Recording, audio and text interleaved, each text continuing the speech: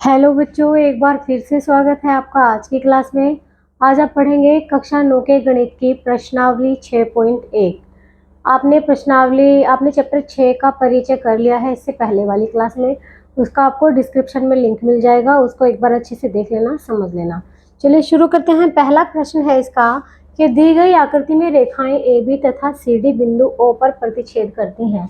ये रेखा A B और ये रेखा सी डी बिंदु ओ पर मिलती हैं दोनों, ठीक है। यदि ए ओ सी और बी ओ ई देखेंगे ध्यान से, ए ओ सी ये एंगल और बी ओ ई ये एंगल, ये दोनों एंगल इनका योग 70 है। तो बी ओ डी 40 दिया है, ये बी ओ डी ये 40 दिया है। तो आपको बी ओ ई बताना है, बी ओ ई ये एंगल बताना है और सी ओ ई मतलब सी ओ ई इसका प्रतिवर्ती बताना है, ठीक है। तो सबसे पहले आप क्या करेंगे, आप लिखेंगे कि एंगल बी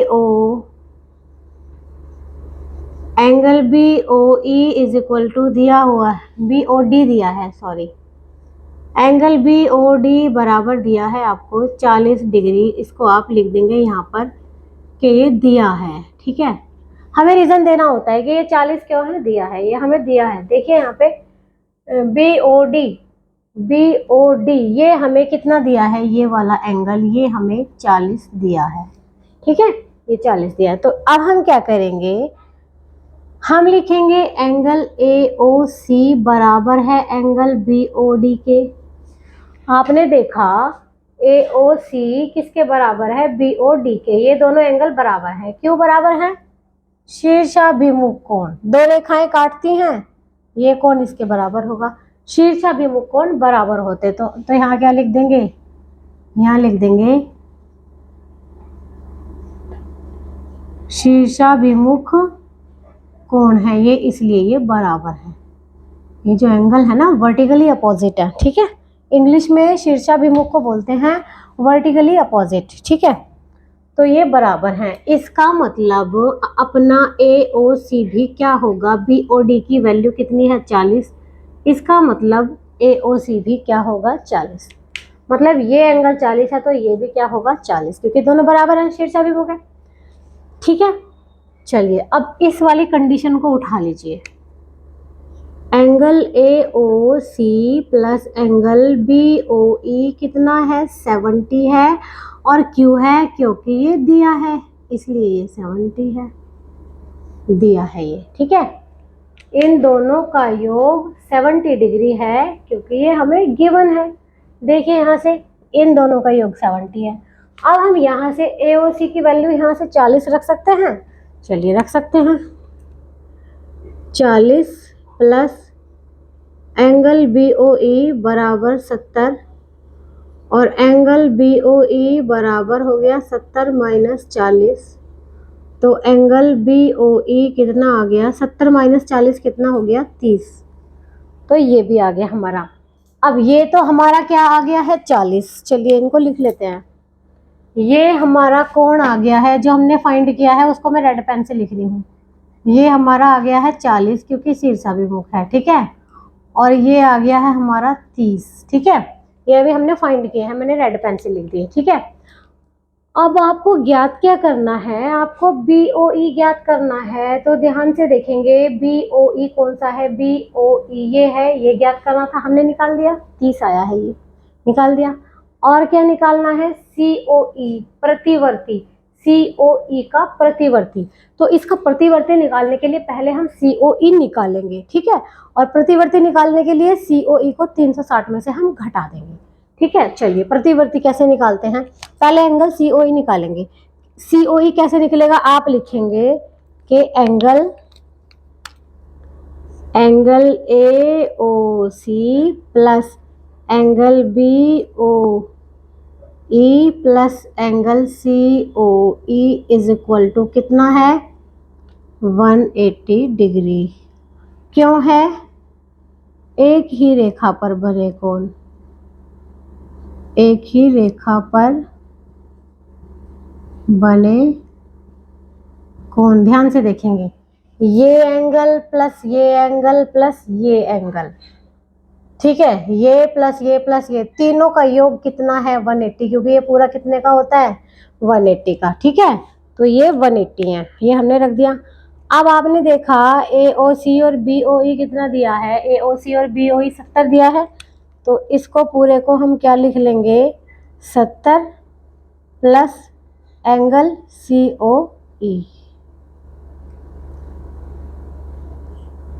ठीक है, ये लिख दिया हमने इज इक्वल टू 180।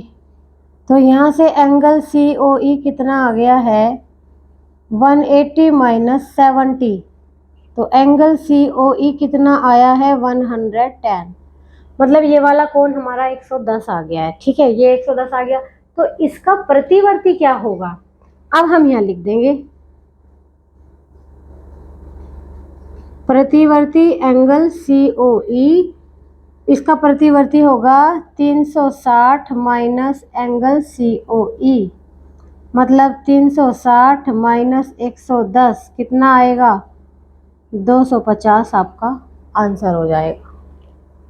ठीक है, तो ये वाला हमारा कितना आया है, ये वाला हमारा आया है 110। ठीक है, तो इसका प्रतिवर्ती क्या होगा, इस एंगल का प्रतिवर्ती क्या होगा, 360 में से इसको घटा देंगे, इसका प्रतिवर्ती आ जाएगा 250। ठीक है, चलिए इसको नोट कर लीजिए।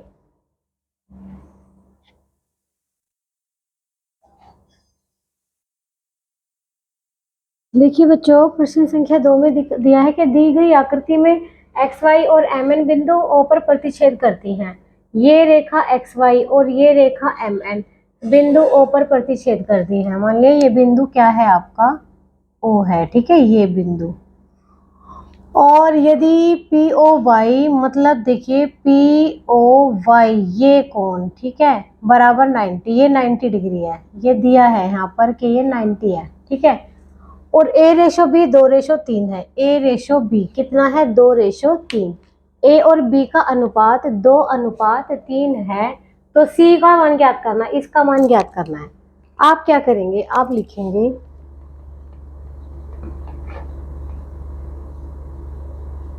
माना कोण A बराबर 2x, कोण B बराबर 2y। ठीक है, ये कोण जो है 2x है और ये क्या है 2x और 3x रखेंगे। ठीक है, माना कोण A कितना है 2x और B कितना है 3x, क्योंकि इनका रेशो दिया है। जब रेशो दिया होता है तो हम इस तरह से मानते हैं, A को 2x मान लेंगे, B को 3x। ठीक है, और हम लिखेंगे कि A plus B is equal to 90 degree. ध्यान से देखेंगे, ये 90 है तो ये भी तो 90 होगा ना पूरा।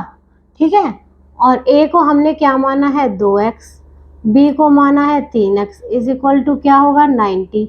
2x और 3x कितने हो गए 5x बराबर 90, तो x बराबर 90/5, तो x बराबर क्या आ जाएगा 18।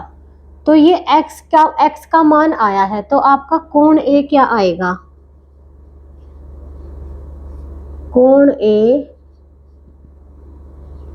A बराबर क्या आएगा 2 गुना 18 कितना आ जाएगा 36, और कोण B क्या आ जाएगा 3 गुना 18 कितना आ जाएगा 54।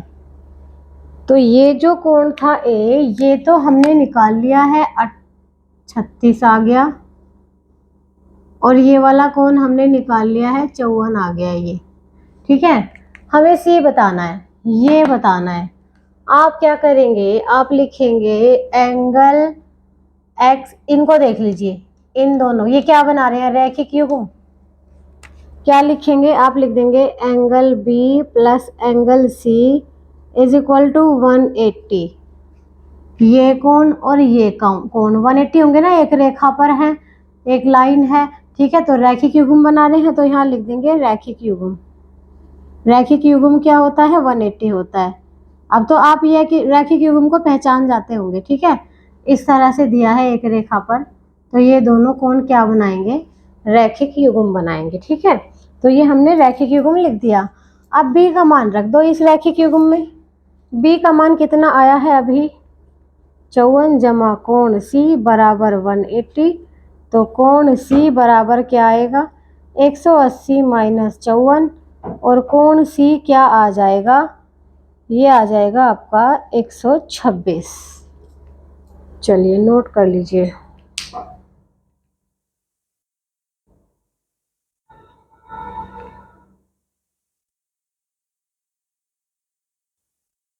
देखिए बच्चों, प्रश्न संख्या 3 में दिया है कि निम्न आकृति में यदि पी क्यू आर ये कोण बराबर पी आर क्यू ये बराबर है तो सिद्ध कीजिए पी क्यू एस और पी आर टी, यहाँ पर टी है, पी आर टी मतलब ये दोनों भी बराबर है, ये हमें सिद्ध करना है।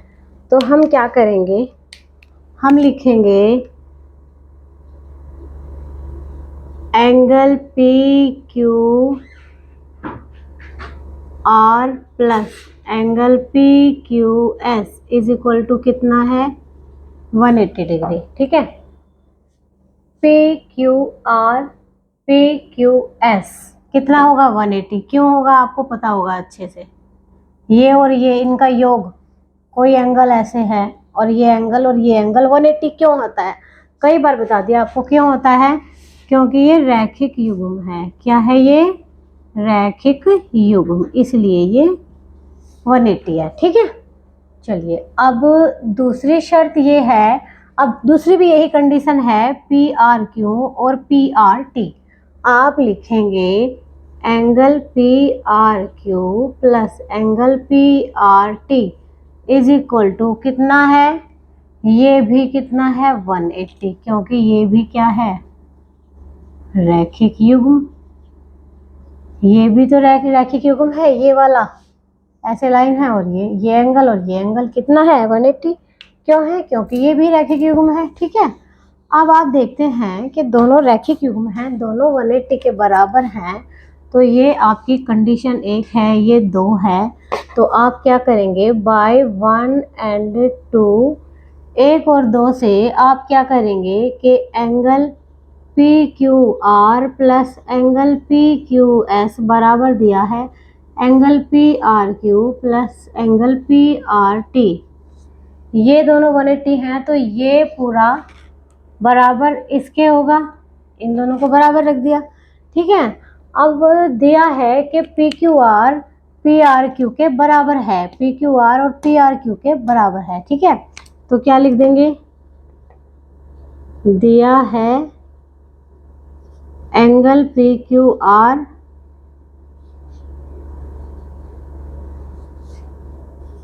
बराबर एंगल पी आर क्यू। ठीक है,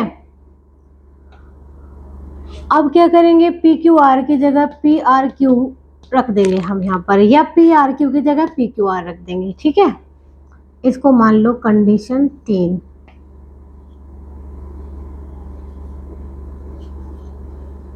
में रखने पर ये हमें दी है कंडीशन और इसको हम 3 में रख देंगे, P Q R angle P Q R plus angle P Q S is equal to P R Q को हम क्या रख देंगे, एंगल पी क्यू आर रख देंगे plus angle P R T. अब इससे ये कट जाएगा तो एंगल पी क्यू एस बराबर क्या आ जाएगा, एंगल पी आर टी, और ये ही हमें क्या करना था, सिद्ध करना था। तो आप लास्ट में हैंस प्रूव्ड भी लिख सकते हैं, प्रूव्ड भी लिख सकते हैं कि हमने सिद्ध कर दिया। चलिए नोट कर लीजिए।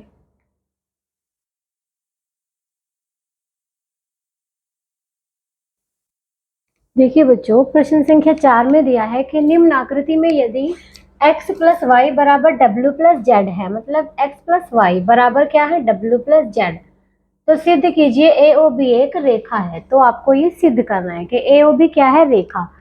ए ओ बी, इसको रेखा सिद्ध करना है। इसको रेखा सिद्ध करने के लिए इन दोनों कोणों का योग 180 दिखा देंगे, 180 आएगा तो मतलब ये रैखिक युग्म है और इसलिए ए ओ बी क्या है, एक रेखा है। ठीक है, तो चलिए हम कैसे करते हैं इसको, चित्र में सभी एंगल का योग लिख के देखो, x plus Y plus W plus Z बराबर कितना है ये है आपका 360। ठीक है, 360 क्यों है? क्योंकि एक संपूर्ण कोण है, ये एक संपूर्ण कोण है। ठीक है, संपूर्ण कोण 360 का होता है। अब आप देखिए, दिया है x प्लस वाई बराबर डब्ल्यू प्लस जेड, तो हम क्या करेंगे, डब्ल्यू प्लस जेड को भी x प्लस वाई लिख लेंगे। ये दिया ना डब्ल्यू प्लस जेड, इसको क्या लिख लेंगे, x प्लस वाई बराबर 360। और यहाँ लिख देंगे, क्यों है ये, क्योंकि दिया है x प्लस वाई बराबर डब्ल्यू प्लस जेड, इसलिए हमने डब्ल्यू प्लस जेड की जगह x प्लस वाई लिख लिया। अब x और x कितने होंगे, 2x प्लस y और y कितने होंगे, 2y बराबर कितना होगा, 360। यहाँ से अगर 2 कॉमन ले लें तो x प्लस वाई कितना होगा, 360, और आपका x प्लस वाई कितना हो जाएगा, 360/2, और x प्लस वाई कितना हो जाएगा, 180। इसका मतलब x प्लस वाई 180 है, तो इसका मतलब क्या हुआ, अतः x प्लस वाई रैखिक युग्म बनाते हैं,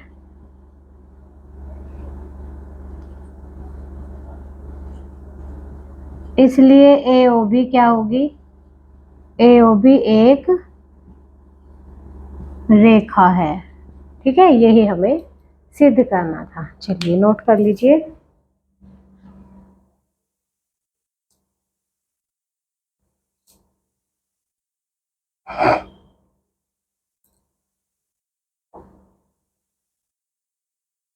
देखिए बच्चों, 5वें क्वेश्चन में दिया है कि दी गई आकृति में POQ एक रेखा है।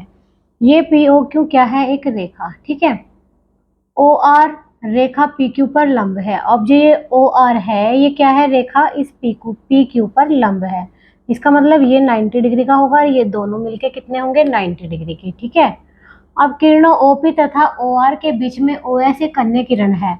अब किरण OP और OR के बीच में कौन सी किरण है, OS। तो सिद्ध करना है ROS, मतलब ROS ये वाला एंगल बराबर half QOS, half QOS minus POS। ठीक है, ये हमें सिद्ध करना है।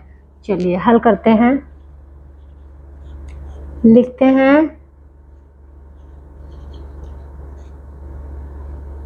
रेखा नहीं है, ये किरण है। हम लिखेंगे कि किरण जो दिया है वो लिखेंगे, किरण OR रेखा PQ पर लंब है।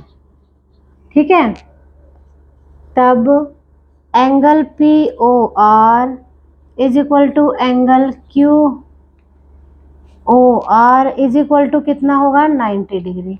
मतलब POR ये एंगल और QOR ये एंगल कितना होगा, 90 डिग्री। अब हम लिखेंगे एंगल POR कितना है, POR कितना होगा, 90, और POR को हम क्या लिख सकते हैं, हम लिख सकते हैं ROS, हम लिख सकते हैं POR माइनस PO, मतलब इन दोनों को प्लस करके हम लिख सकते हैं। ठीक है, PR को लिखिए आप, कैसे लिख सकते हैं, angle POS plus angle ROS is equal to 90 degree. यहाँ देखिए, POR को हमने क्या लिखा, POS प्लस ROS, ये प्लस ये, इन दोनों का योग कितना है, 90 डिग्री। तो हम इसको यहाँ ऐसे लिख सकते हैं, angle ROS is equal to 90 minus angle POS, इस तरह से लिख सकते हैं। POS को इधर ले गए तो ये क्या इधर जाके कैसा हो गया, सब्ट्रैक्ट हो गया, क्योंकि यहाँ पर ये प्लस हो रहा है, तो इधर जाके क्या होगा, ये माइनस हो जाएगा। ठीक है, अब आपको क्या करना है कि दोनों पक्षों में ROS को जोड़ देना है। तो क्या लिखेंगे कि दोनों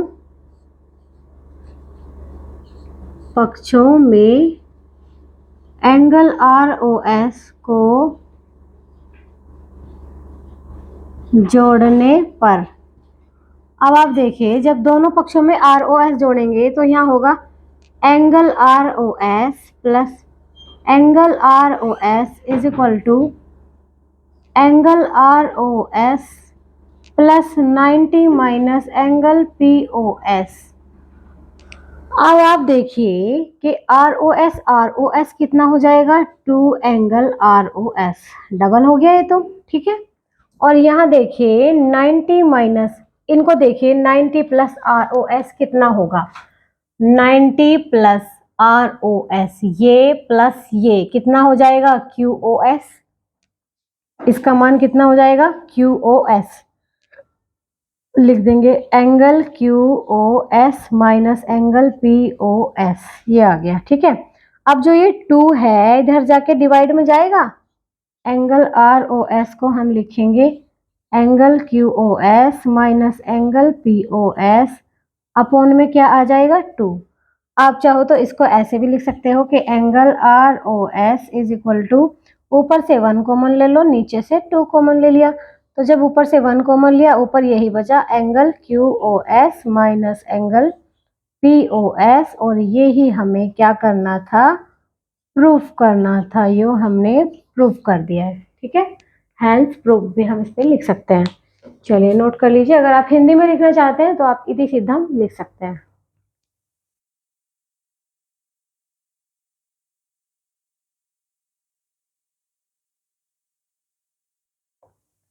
देखिए बच्चों, प्रश्न संख्या 6 में आपको कोई चित्र नहीं दिया, आपको खुद बनाना है, ठीक है। यह दिया है कि एक्स वाई जेड बराबर 64 डिग्री, तो आप लिखेंगे x Y Z.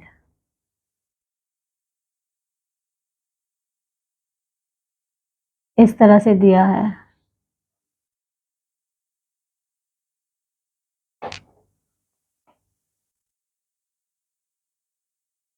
X Y और ये है आपका जेड, ठीक है।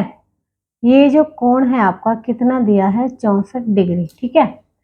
फिर दिया है और एक्स वाई को बिंदु P तक बढ़ाया गया है, एक्स वाई को आगे तक बढ़ा दिया, तो रेखा बन गई है, बिंदु P तक बढ़ा दिया है, ठीक है।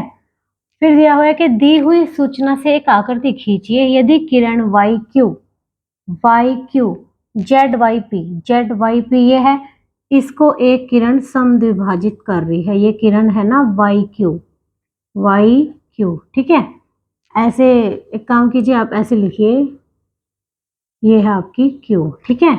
ये वाई क्यू इसको समद्विभाजित कर रही है, समद्विभाजित करने का मतलब ये है कि ये कोण और आपका ये कोण दोनों बराबर होंगे, क्योंकि समद्विभाजित कर रही है। और अगर कोई किरण किसी कोण को समद्विभाजित करती है तो दोनों कोण बराबर होते हैं, जितना ये होगा उतना ही ये होगा, ठीक है। तो एक्स वाई क्यू, और आपको ज्ञात करना है एक्स वाई क्यू, ये एंगल ज्ञात करना है, ये कंप्लीट, ठीक है। और क्यू वाई पी मतलब ये, इसका प्रतिवर्ती ज्ञात करना है। इसका प्रतिवर्ती ज्ञात करने के लिए पहले हम ये एंगल निकालेंगे और फिर इसको 360 से घटा देंगे, ठीक है। तो चलिए देखिए कैसे हल करते हैं इस तरह का क्वेश्चन। आप देखिए डायग्राम में आपको एक्स वाई जेड दिया है 64, ठीक है। लिखेंगे कि एंगल एक्स वाई जेड बराबर 64 डिग्री, और ब्रैकेट में रीजन देना होता है तो आप लिख देंगे रीजन क्या है, दिया है, मतलब ये 64 क्यों है 64, के दिया है, तो गिवन है हमारे पास पहले से ये, ठीक है। आप क्या लिखेंगे कि ये किरण जो है वाई क्यू, ये जेड वाई पी को समद्विभाजित करती है, तो लिख देंगे इस बात को कि किरण वाई क्यू कोण जेड वाई पी को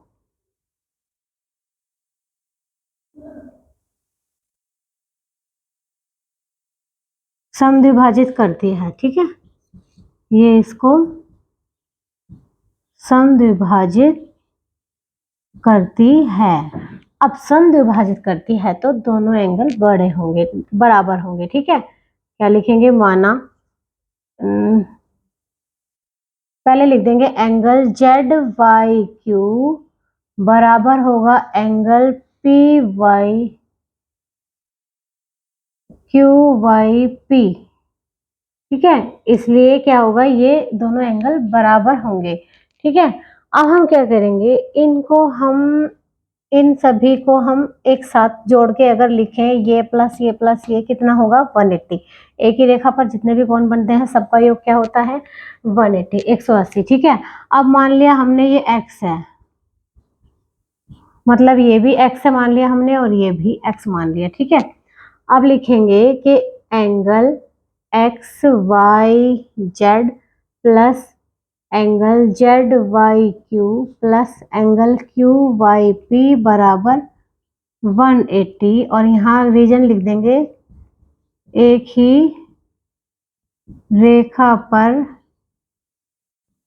बने कोण, ये लिख देंगे हम रीजन में। ठीक है, अब लिखेंगे एंगल एक्स वाई जेड, इसकी तो वैल्यू दी हुई है, एक्स वाई जेड कितना दिया है 64, प्लस इसको जेड वाई क्यू और क्यू वाई पी को हमने एक्स माना है तो एक्स प्लस एक्स लिख देंगे, बराबर हो जाएगा 180। तो ये 64 प्लस एक्स कितने हो गए 2x, बराबर कितना हुआ 180। तो आपका 2x हो गया 180 माइनस का 64, तो 2x बराबर कितना होगा, जब इसको घटाएंगे तो क्या बचेगा 116, और x कितना होगा 116/2, और x कितना हो जाएगा 2 पंजे 10, 2 अट्ठे 16, 58 हो जाएगा x। ठीक है, ये एंगल 58 आ गया। चलिए इसको लिख देते हैं यहाँ पर। ठीक है, ये कितना आ गया है, ये आ गया है 58, और ये इसके साथ वाला भी कितना आ गया है 58। x बराबर हमने निकाल लिया 58 आ गया है, तो ये भी कितना है 58 आ गया। ठीक है, अब हमें लिखना है कि जेड वाई, ये एक्स वाई क्यू देखिए ध्यान से, एक्स वाई क्यू कितना होगा, यहाँ लिख लेते हैं। हमें ज्ञात करना था एंगल एक्स वाई क्यू कितना होगा, X Y Q X Y Z plus Z Y Q, लिखेंगे angle X Y Z plus angle Z Y Q. और आप देखिए एक्स वाई जेड कितना है, ये तो 64 है जमा, और जेड वाई क्यू कितना है एक्स है, एक्स माना था हमने, तो ये कितना हो जाएगा 64 जमा एक्स कितना आ गया है 58। तो इन दोनों को जब जोड़ेंगे 8 और 4 12 का 2, हासिल लगा 1, 6 और 5 11 1 12, तो ये 112 डिग्री हो जाएगा एंगल एक्स वाई क्यू। ये हमें फाइंड करना था ना, तो ये कितना आ गया हमारा 112 आ गया है। ठीक है, अब हमें क्या ज्ञात करना है, एक्स वाई क्यू का प्रतिवर्ती, नहीं एक्स, हमें क्यू वाई पी का प्रतिवर्ती निकालना है। तो पहले क्यू वाई पी निकाल लेंगे, लिखेंगे एंगल क्यू वाई पी बराबर, देखेंगे क्यू वाई पी कितना माना था हमने एक्स, तो angle Q Y P X कितना आ गया है 58, ये तो होगा 58। ठीक है, अगर इसका प्रतिवर्ती निकालना हो तो हमें यही लिखना पड़ेगा कि प्रतिवर्ती एंगल क्यू वाई पी कैसे निकालेंगे हम इसको निकालेंगे 360 minus angle Q Y P. तो क्या लिखेंगे 360 माइनस 58, 360 में से जब 58 को घटाएंगे तो क्या बचेगा 302। तो ये आपका आ जाएगा प्रतिवर्ती एंगल क्यू वाई पी कितना होगा 302 होगा। ठीक है, चलिए इसको नोट कर लीजिए, ये आपका आंसर है। ठीक है,